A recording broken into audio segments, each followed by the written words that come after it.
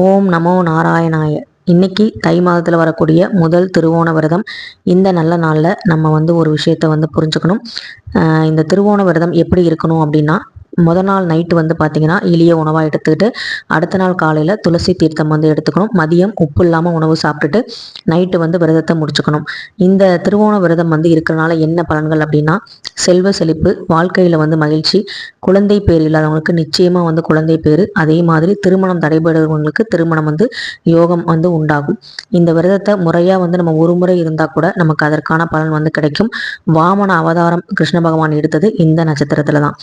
இந்த திருவோண நட்சத்திரத்துல நம்ம விரதம் இருக்கும்போது நம்ம திருமாலுடைய அன்பை பெற முடியும்.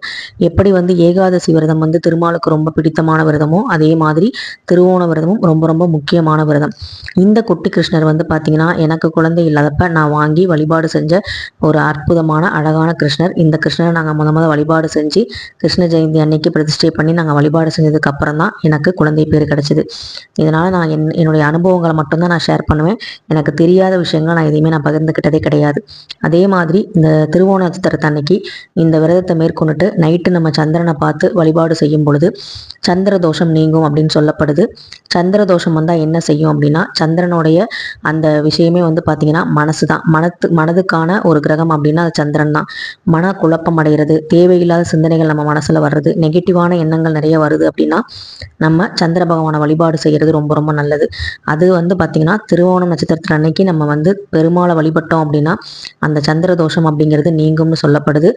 7.5 சனி செய்யாதது கூட இந்த சந்திராஷ்டமம் அப்படிங்கிற ஒரு விஷயம் பண்ணிடும். எத்தனை பேர் இதை நோட் பண்ணியிருக்கீங்கன்னு சொல்லுங்கள், நோட் பண்ணுவீங்கன்னு சொல்லுங்கள். கேலண்டரில் ராசி பலனுக்கு கீழே சந்திராஷ்டமம் இன்னைக்குன்னு சொல்லிட்டு ஒரு நட்சத்திரம் போட்டிருப்பாங்க. ஒவ்வொரு நட்சத்திரம் ஒவ்வொரு நாளைக்கு போட்டிருப்பாங்க. அதில் ஒரு ராசிக்கு 3 நட்சத்திரம் இருக்குது அப்படின்னா அந்த 2.5 நாளைக்கு அந்த சந்திராஷ்டமம் அப்படிங்கிறது இருக்கும். ஸோ அதெல்லாம் நான் ரொம்ப கவனித்து பார்த்ததுக்கப்புறம் தான் எங்கள் வீட்டில் பிரச்சனைகள் குறையவே ஆரம்பிச்சது. எங்களுக்குள்ளே திடீர்னு நல்லா பேசிட்டு இருப்போம், திடீர்னு சண்டை வரும், ஆர்கியூ பண்ணி நிறைய பெரிய பிரச்சனை ஆயிரும். அதுக்கப்புறம் கேலண்டர் போய் என்னடா இது நம்ம ராசிக்கு இன்னைக்கு என்னதான் போட்டிருக்கு அப்படின்னு போய் பார்த்தா அன்னைக்கு சந்திராஷ்டமமா இருக்கும். ஸோ இந்த மாதிரி தேவையில்லாத விஷயங்கள், தேவையில்லாத மனக்குழப்பங்கள்லாம் சந்திரன் உண்டாக்குவார். அப்படி நம்ம இருக்கும்போது நம்ம ராசிக்கு என்னைக்கு சந்திராஷ்டமம் வருதோ அன்னைக்கு நம்ம ரொம்ப ரொம்ப ஜாக்கிரதையா இருக்கணும். யாருக்கிட்டையும் அனாவசியமா பேசக்கூடாது, வம்பு வழக்கு இழுத்துக்க கூடாது அப்படிங்கிறதுல ரொம்பவே கவனமா இருப்போம். அதனால திருவோண விரதம் மேற்கொள்றவங்களுக்கு சந்திர தோஷம் கண்டிப்பா நீங்கும். நன்றி.